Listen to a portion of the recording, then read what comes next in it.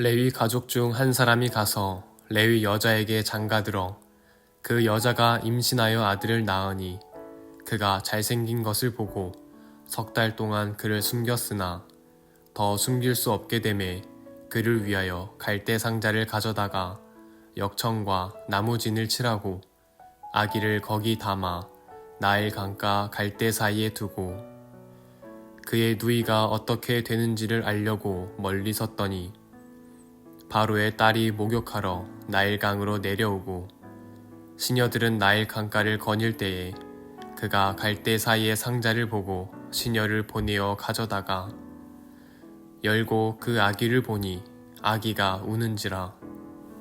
그가 그를 불쌍히 여겨 이르되 이는 히브리 사람의 아기로다. 그의 누이가 바로의 딸에게 이르되 내가 가서 당신을 위하여 히브리 여인 중에서 유모를 불러다가 이 아기에게 젖을 먹이게 하리이까. 바로의 딸이 그에게 이르되 가라 하매 그 소녀가 가서 그 아기의 어머니를 불러오니 바로의 딸이 그에게 이르되 이 아기를 데려다가 나를 위하여 젖을 먹이라. 내가 그 삭슬 주리라. 여인이 아기를 데려다가 젖을 먹이더니 그 아기가 자라매 바로의 딸에게로 데려가니 그가 그의 아들이 되니라. 그가 그의 이름을 모세라 하여 이르되 이는 내가 그를 물에서 건져내었음이라 하였더라.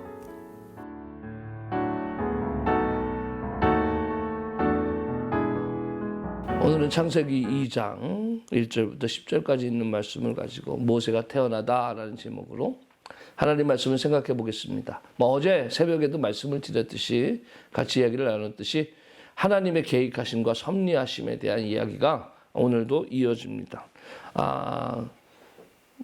우연찮게 어저께 말씀을 증거하다가 2장에 있는 얘기를 같이 나눴는데 그 아이를 키울 때 그리고 버릴 때 또 나일강에 띄울 때 바로의 딸이 목욕하러 오는 거 이런 일들이 다 하나님이 준비하신 거 계획하심에 있지 않으면 어떻게 이루어지겠느냐라는 이야기를 먼저 어저께 드렸습니다.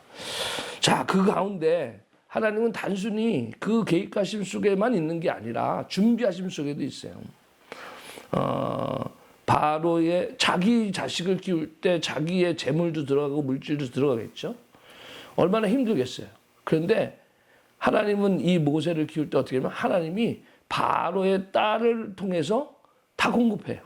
아니 어머니 입장에서는 모세를 키우는 어머니 입장에서는 자기 돈 안 들이고 바로의 딸의 공주의 물적 지원을 받으면서 자기 아들을 키우는 거예요. 그러니 얼마나 감사합니까? 오늘 요즘 자녀 교육하는데 돈이 많이 들어간다고 그러죠. 돈이 많이 들어가서 교육하는 것도 굉장히 중요해요. 하지만 그것을 공급해 주시는 하나님에 대해서 우리가 잊어서는 안 돼요. 내가 공급하는 게 아니에요. 우리 자녀들 건강하게 또 지혜롭게 하나님이 공급하시는 지혜와 하나님이 공급하시는 물질, 하나님이 공급해 주시는 여러 가지 환경과 여건들이 굉장히 중요해요. 학교에서 친구 하나 만나는 것도 그렇고 선생님 만나는 것도 그렇고 돈을 막 드린다고 해서 그게 마음대로 되는 일은 아니거든요. 그러니까 하나님이 공급해 주시는 그 역사 속에서 우리 자녀들이 또 자라야지 되지 않는가. 이게 축복이 아닌가 생각합니다. 또 이 정체성의 문제죠. 자, 공주가 모세를 딱 건져서 그러면 내 아들 해라고 얘기하면 궁으로 데려가면 되잖아요. 궁에서 먹이고 궁에서 키우고 다 할 수 있는데 그러지 않았단 말이에요. 그러지 않았다. 오늘 본문 말씀 가만히 보면은 이렇게 얘기해요. 바로의 딸이 그에게 이르되 이 아이를 데려다가 나를 위하여 젖을 먹이라. 내가 그 삭슬 주리라. 여인이 아기를 데려다가 젖을 먹이더라. 그러니까 젖 먹일 때는 어떻게 됩니까? 엄마가 키우는 거예요. 엄마 데리고 가서 엄마 집에서. 그런 다음에 그 아이가 자라매 바로의 딸에게로 데려가니 그랬어요.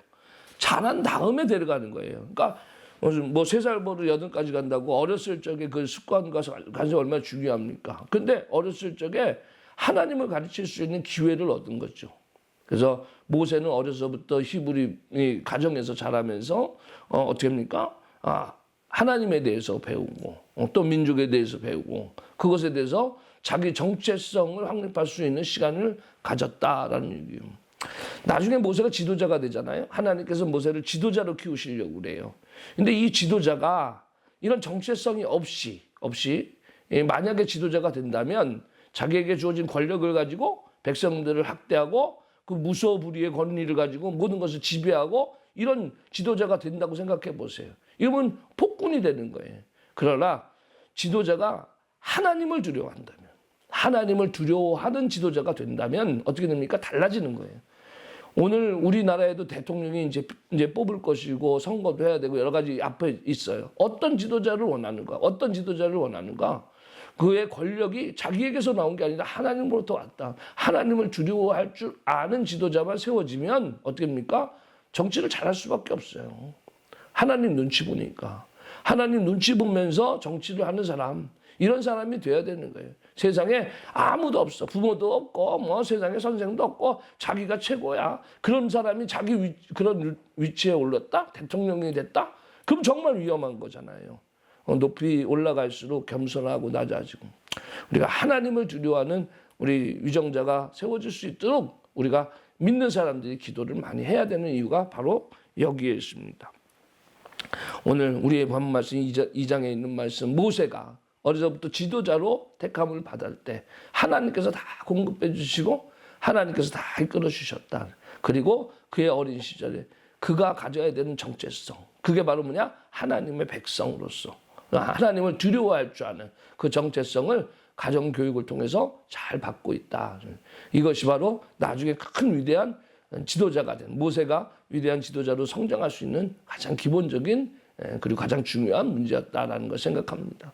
오늘날 조기교육 다 하면서 영어 조기교육도 시키고 뭐 다 조기교육 시키는데 그만큼 조기교육이 중요하다는 거예요. 그런데 신앙의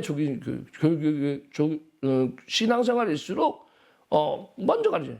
다른 건 다 먼저 가르치고 신앙생활은 그건 나중에 커서 지가 알아서 다 할 거예요. 크면 뭐 깨닫겠죠. 크면 깨닫는다는 게 어디 있어요. 조기 교육이 안 되는데 어려서부터 하나님을 알게 하고 가르치고 배우게 할 수 있는 기회를 주는 거, 이것이 부모로서 우리들이 해야 할 일이 아닌가 생각합니다.